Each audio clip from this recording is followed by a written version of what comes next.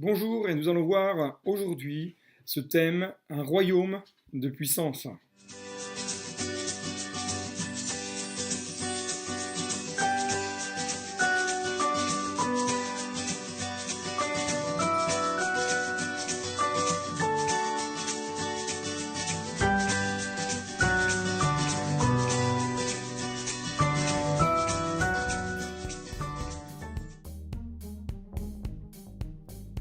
Bienvenue sur la chaîne YouTube Pause Matinale.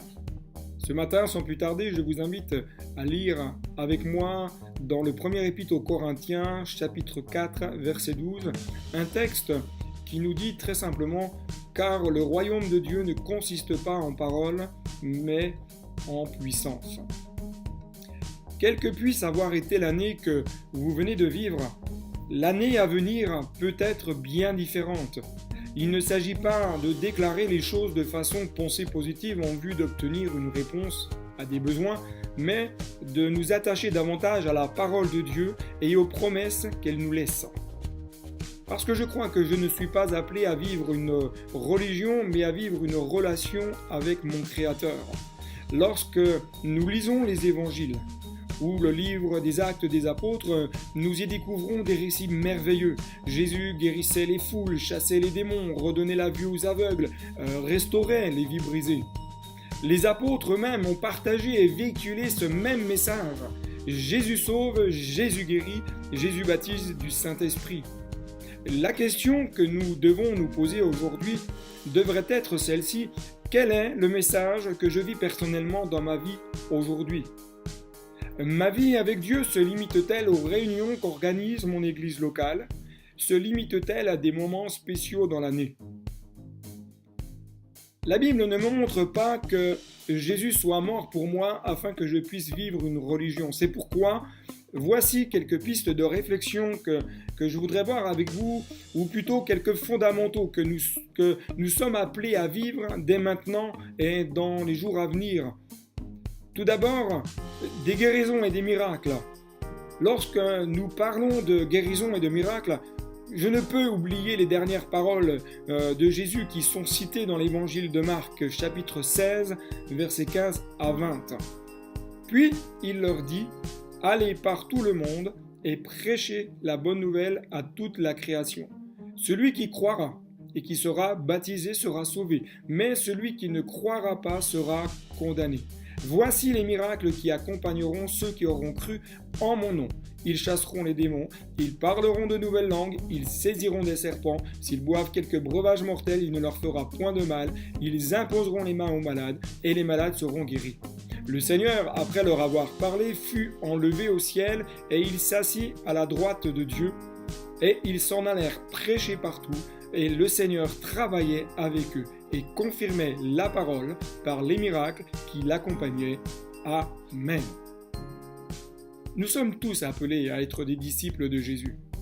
Toutes et tous, l'ordre Jésus nous est donné, celui d'aller par-delà le monde et de prêcher la bonne nouvelle. Il ne faut pas voir ici que la prédication de la parole de Dieu soit apportée uniquement par des pasteurs ou des évangélistes. Mais lorsque je parle de l'amour de Jésus autour de moi, à des voisins, à des amis, à des collègues de travail, lorsque je parle des œuvres de Jésus à la croix, lorsque je parle de Jésus, de ce qu'il a fait sur terre, je suis en réalité en train de prêcher également l'évangile. Parce que le mot prêcher en grec, qui vient du grec kérousso, nous signifie fait de proclamer à la manière d'un héros. C'est-à-dire que c'était une personne qui était chargée d'annoncer la venue de quelqu'un.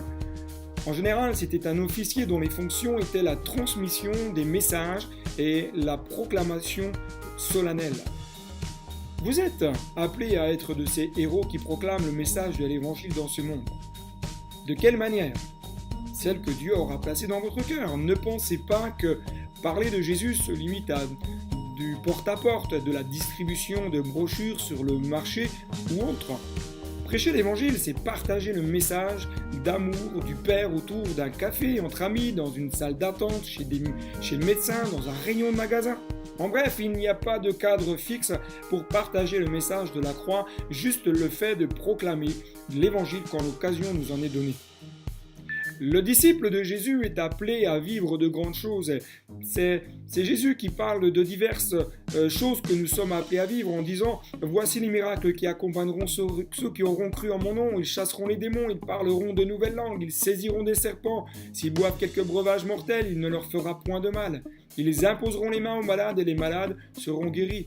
À ceux qui croient. » C'est-à-dire à ceux qui se confient en Dieu, ceux qui s'attendent à une action de la part de Dieu, ceux-là verront et vivront de grandes choses. Je puis déclarer que Dieu n'a pas changé. N'est-il pas le même pour guérir, restaurer et délivrer encore aujourd'hui? Soulignons un fait important, c'est l'ordre dans lequel nous devons vivre ces dernières paroles de Jésus. Tout d'abord, il nous est parlé de prêcher la parole, de partager la parole, de partager le message de l'Évangile. Ensuite, il est dit que nous sommes appelés à croire que son nom donne la possibilité de vivre l'extraordinaire. Et ensuite, il y a l'ordre d'aller et d'annoncer. Jésus travaillait avec ceux et celles qui vivaient ces choses dans leur propre vie au quotidien.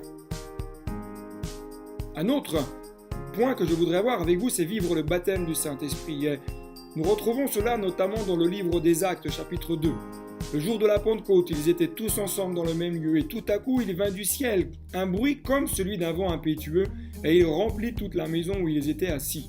Des langues semblables à des langues de feu leur apparurent, séparées les unes des autres, et se posèrent sur chacun d'eux. Et ils furent tous remplis du Saint-Esprit, et se mirent à parler en d'autres langues, selon que l'Esprit leur donnait de s'exprimer. Pour les pentecôtistes, ce texte est fondamental dans la confession de foi. Il ne s'agit pas ici de crier cocorico parce qu'on est les meilleurs, non, mais de reconnaître que nous avons tellement besoin de l'Esprit de Dieu afin que nous puissions devenir comme l'apôtre Pierre et qu'au travers de ce revêtement de puissance, nous sommes appelés à devenir les témoins de Jésus dans ce monde. Ils étaient tous ensemble réunis dans le même lieu. Il y a ici toute cette dimension d'unité de cœur. Ce qui réunissait les disciples, c'était la promesse laissée par Jésus dans l'évangile de Luc, chapitre 24, verset 49. Vous êtes témoins de ces choses, et voici, j'enverrai sur vous ce que mon Père a promis. Mais vous, restez dans la ville jusqu'à ce que vous soyez revêtus de la puissance d'en haut. Ensemble, dans un même lieu, attendant l'exaucement de la promesse pour devenir des témoins de puissance de Jésus. Vous pouvez lire également dans le livre des Actes, chapitre 10, verset 44, et le livre des Actes, chapitre 19, versets 4 à 7. Il y a aussi une œuvre de multiplication. En effet, ceux qui acceptèrent sa parole furent baptisés, et en ce jour-là, le nombre des disciples s'augmenta d'environ 3000 âmes. La crainte s'emparait de chacun, et il se faisait beaucoup de prodiges et de miracles par les apôtres. Que notre prière soit pour l'année à venir celle-ci. Seigneur, fais-nous vivre la multiplication de disciples, que plusieurs puissent découvrir l'amour merveilleux de Jésus. Considérons qu'autour de nous, le monde se perd, que chaque jour des milliers de personnes passent dans l'éternité sans avoir fait la paix avec leur Créateur.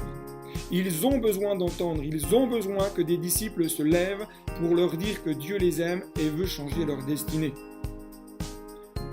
Lorsque le message de l'Évangile est annoncé, ce message de puissance, Dieu confirme alors sa parole par des prodiges et des miracles. L'extraordinaire fait partie de la nature de Dieu. Les miracles sont là pour confirmer la valeur du message que nous portons. Alors, osons déclarer que Dieu guérit encore aujourd'hui, que Dieu délivre de tout lien.